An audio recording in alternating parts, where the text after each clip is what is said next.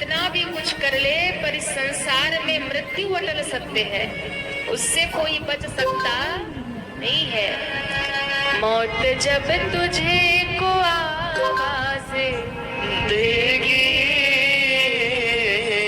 तो घर से बाहर निकलना पड़ेगा।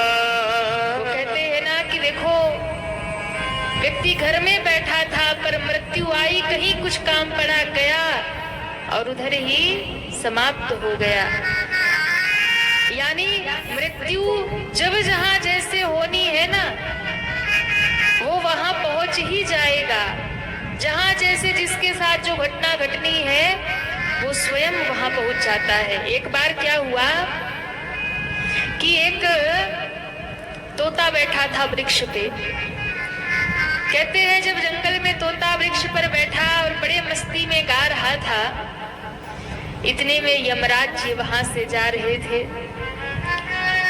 यमराज जी की नजर उस तोते पर पड़ी और तोता बड़े मस्ती में गा रहा था।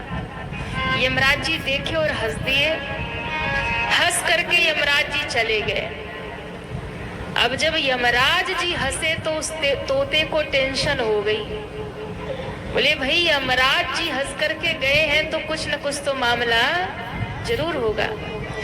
यमराज जी हंस करके जा रहे हैं तो कोई न कोई तो कारण जरूर होगा,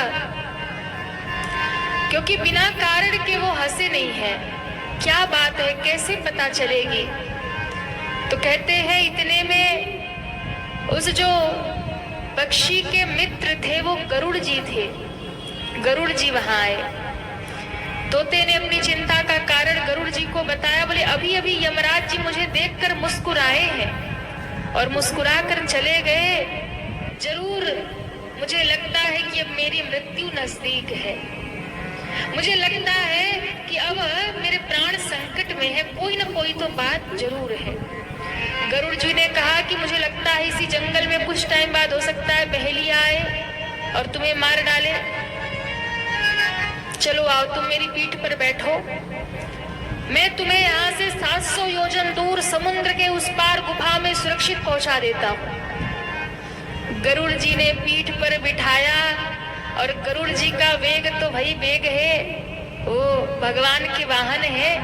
2 मिनट लगा 700 योजन दूर समुद्र के उस पार एक गुफा में उस तोते को ले जाके बिठा दिया। वे तुम एकदम सुरक्षित हो, यहाँ परिंदा पर नहीं मार सकता, एकदम आराम से बैठो। तुम्हारे जब वो घड़ी टल जाएगी तब मैं तुम्हें यहाँ से ले जाऊंगा। कह करके गरुड़ जी वहां से उड़े और सीधा यमलोक गए। यमलोक जाके यमराज जी से पूछते हैं एक बात बताइए। गरुड़ जी को देखकर यमराज जी खड़े हो गए। अरे आप प्रभु के वाहन स्वयं यहाँ पधारे, मुझे तो स्वयं नारायण का दर्शन हो गया। आइए आइए, मैं स्वागत करता हूँ। बोले ये सब रहने दीजिए, स्वागत मत करिए, बस एक प्रश्न का उत्तर दीजिए। क्या आप अभी जंगल से आए तो वहां एक तोता बैठा गा रहा था, आप उसे देखकर हंसे और हंसकर चले आए, उसका रहस्य क्या है? आप मुस्कुराए क्यों थे? क्या उसकी मृत्यु नजदीक है? यमराज जी हंसे। यमराज जी ने कहा बिल्कुल सही कहा आपने। मैं उस तोते को देखकर इसीलिए हंसा था कि अब तो इसकी मृत्यु नजदीक है, लेकिन इसलिए हंसा था कि होगी कैसे मृत्यु। क्यों? मैं ये सोचकर हंसा कि ये तोता यहाँ इस जंगल में बैठकर अभी गाना गा रहा है, झूम रहा है, नाच रहा है, मस्ती कर रहा है, और अभी 2 ही घड़ी बाद इसकी मृत्यु होनी है। यहाँ से 700 योजन दूर समुद्र के उस पार गुफा में एक बिल्ली बैठी है जिसके कारण इसकी मृत्यु होनी है। तो मैं हंसा कि ये तोता अगर उड़ करके पूरे वेग से भी जाए तो भी ये पहुंच सकता 2 घड़ी में नहीं है। यहाँ बैठा है, मृत्यु वहां बैठी है, ये पहुंचेगा कैसे? गरुड़ जी ने सिर पीट लिया। बोले मैं अभी 2 घड़ी के अंदर उसे वहां पहुंचाकर यमलोक पहुंचाऊं। ब्रह्मा जी ने कहा वाह, क्या विधि का विधान है। मैं तो सोचता था कि वो वहां पहुंचेगा कैसे, और आप स्वयं उसे पहुंचाकर यहाँ आए। अब तो 2 घड़ी से ज्यादा हो गया, उसकी मृत्यु हो चुकी। पीछे मुड़ के देखा तो यमदूत उस तोते को लेकर यमलोक पहुंच गए। गरुड़ जी ने कहा, सत्य है, जहां जिसके साथ जो मृत्यु लिखी है उसे कोई टाल सकता। मैं भगवान का वाहन गरुड़, मुझे बड़ा अपने आप पर भरोसा था कि मैं इस तोते को बचा लूंगा, मैं इसे सुरक्षित पहुंचा दूंगा, पर मैं उसे अपने हाथों उसके मौत के मुंह में रखाया। यमराज जी ने कहा, यही तो विधि का विधान है। तो भैया, मृत्यु से कोई बच सकता नहीं है, तो मृत्यु से बचने का उपाय मत खोजिए। 100 साल जीने की आस मत रखिए। जितना भी समय परमात्मा ने दिया है, भगवत भजन करके, कथा श्रवण करके, अच्छे काम करके उस जीवन को सार्थक बना लीजिए। यही जीवन का उद्देश्य है। मृत्यु तो जब आना होगा, जैसे आना होगा, वहां वैसे आ ही जाएगी। ब्रह्मा जी ने सुना, रावण को वरदान दे दिया, तथास्तु, बानर मनुज जात दुई वारे, यही दोनों ही तुम्हें मारेंगे। इसलिए भगवान मनुष्य रूप में प्रकट हुए और सारे देवता बंदर भालू बनकर आए। मनुष्य और बंदर ने ही मिलकर के रावण को मारा। यही वरदान उसने मांगा। कुंभकर्ण के पास पहुंचे, तुम्हें क्या वरदान चाहिए? कुंभकर्ण ने कहा, महाराज, वैसे तो हमें ज्यादा कुछ चाहिए नहीं, लेकिन एक बार हम चाहते हैं कि इंद्र का आसन हमें मिल जाए। ब्रह्मा जी ने कहा, अच्छा, इंद्र आसन चाहिए तुम्हें? बोले हाँ। अब इंद्र घबरा गए। इंद्र को लगा, अगर इंद्रासन मांग लेगा तो फिर हमारा क्या होगा। तो इंद्र ने माँ सरस्वती को कहा कि माँ, इस संकट से तो आप ही हमें उबार सकती है, और अगर ये जीवित जिंदा रहा और रोज खाता रहा तो पूरी दुनिया खा के हजम कर जाएगा, कुछ भी संसार में बचने वाला नहीं है। इसलिए आप कुछ ऐसा करो कि इसकी बुद्धि बदल जाए, इंद्रासन की जगह निद्रासन मांग ले। तो माँ सरस्वती ने बुद्धि बदल दी और जिह्वा पे माँ सरस्वती बैठ गई। कहने जा रहा था, हमें इंद्रासन चाहिए, मुंह से निकल गया, हमें निद्रासन चाहिए। ब्रह्मा जी ने तथास्तु कह दिया। अब रोने लगा। तो ब्रह्मा जी ने कहा, 6 महीने सोओगे, 1 दिन जगोगे। अब महाराज हो गया वचन पूरा। श्री विभीषण जी से जाकर पूछा, आपको क्या चाहिए? श्री विभीषण जी ने कहा, महाराज, हमें तो केवल और केवल भगवान की भक्ति चाहिए, मुझे राम जी की भक्ति चाहिए, और इसके सिवा हमें कुछ नहीं चाहिए। ब्रह्मा जी ने कहा, तथास्तु। अब तीनों भाई वरदान लेकर के आए। रावण ने कैलाश पर्वत जाकर के उठा लिया एक दिन। जैसे ही कैलाश पर्वत उठाया तो कैलाश डगमग डगमग करने लगा। मैया पार्वती ने कहा कि प्रभु, भूकंप आ रहा कैलाश पे। शंकर भगवान ने कहा, भूकंप नहीं आ रहा, चेला रावण आ रहा। शीश काट काट के चढ़ाने लगा, भुजा काट काट के चढ़ाने लगा। महादेव प्रसन्न हो गए, 10 शीश 20 भुजा प्रदान कर दी। अब तो रोज पूजा करने कैलाश पर आता, कोई न कोई हंगामा करके जाता। मैया पार्वती ने कहा, प्रभु कुछ भी करो, ये अपना चेला कैलाश से दूर रखो।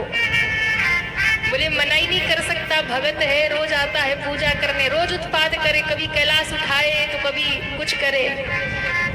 तो पार्वती जी ने कहा, प्रभु एक काम करो, वो रोज रोज यहाँ आता है, आप ही उसके घर चले जाया करो और पूजा करवा लिया करो।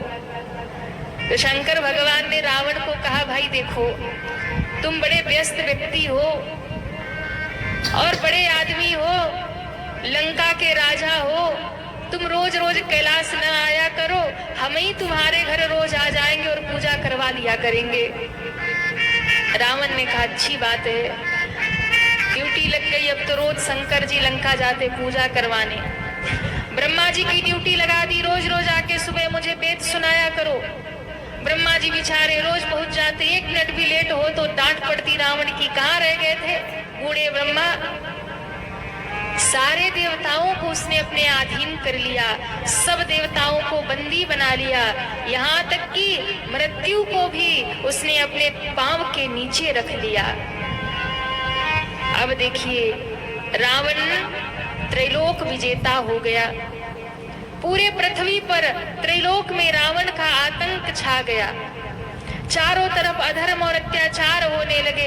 एक दिन बैठा था, अपने परिवार का अवलोकन किया। कितना बड़ा परिवार है रावण का। बाबा कहते हैं 1 लाख पूत 1.25 लाख नाती। इतना बड़ा रावण का परिवार। रावण ने कहा सब बैठे बैठे खाते रहते हो, कुछ काम धंधा किया करो। तो हम क्या करें? आदेश दे दिया, जाओ पूरे भारत में, पूरे विश्व में जहां भी यज्ञ हो रहा है विध्वंस कर दो। जहां भी कोई सत्कर्म हो रहा, अच्छा कार्य हो रहा, विघ्न कर दो। ज्ञानी को मारो, ध्यानी को मारो, भजनानंदी को मारो। कहीं कोई अनुष्ठान ना होने पाए, कहीं कोई यज्ञ ना होने पाए, कहीं सत्संग, कोई धार्मिक गोष्ठी ना होने पाए, कहीं कोई प्रभु के निमित्त कोई अनुष्ठान ना होने पाए, सतवाहिनी में लोग बैठकर कथा भी ना सुनने पाए, सब खराब कर दो। ऐसे कथा कोई बैठ के नहीं सुन पाता था रावण के समय में। राक्षस आ जाते थे। विश्वामित्र जैसे महात्मा जब परेशान हो गए रावण के आतंक से,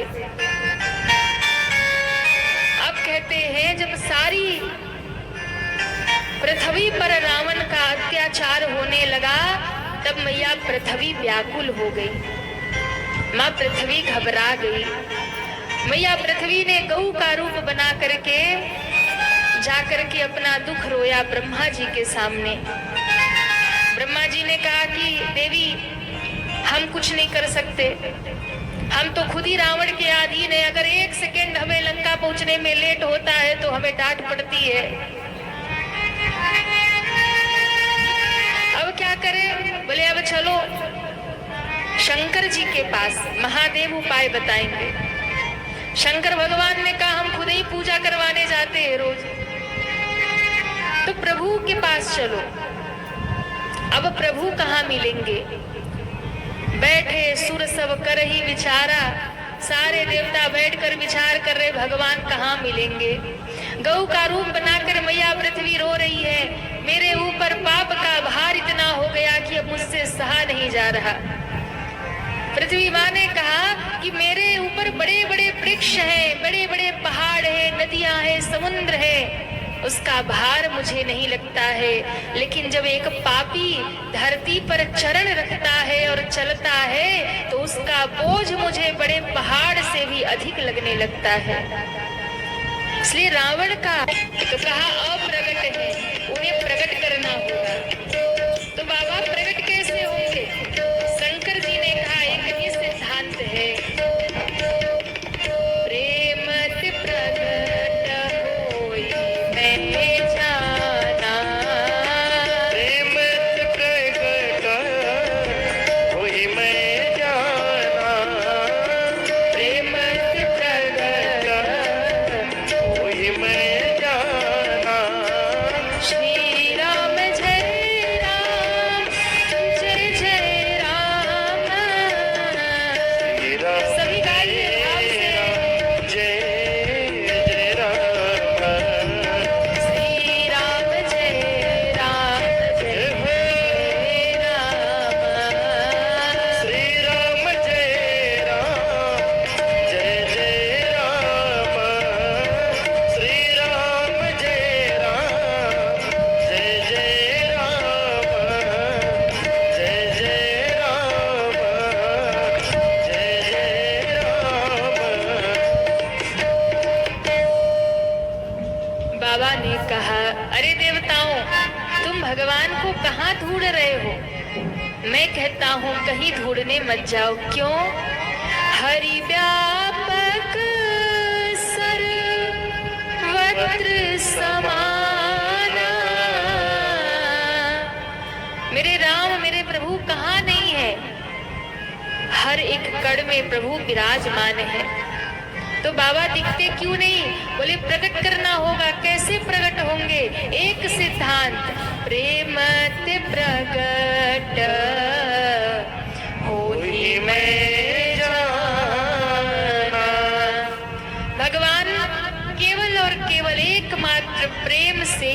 प्रकट होंगे।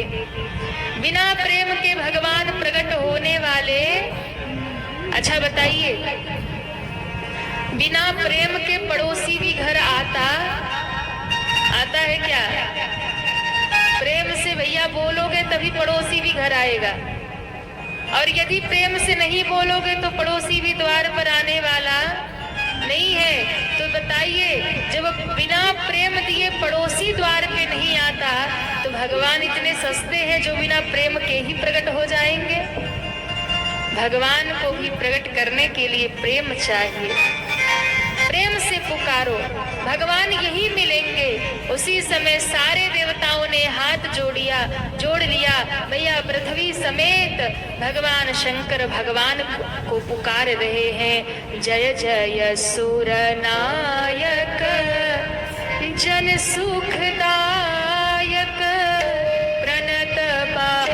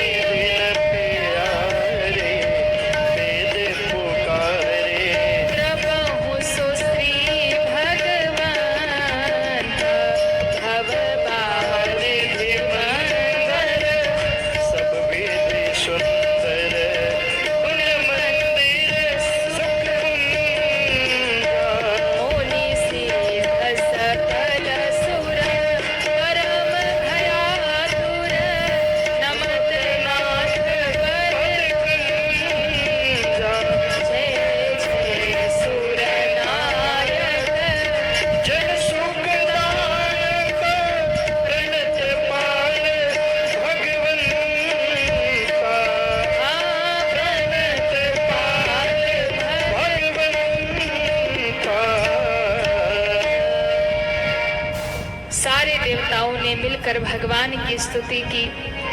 और कहते हैं जब सबने स्तुति किया उसी समय गगन गिरा, गंभीर भई, गंभीर आकाशवाणी हुई।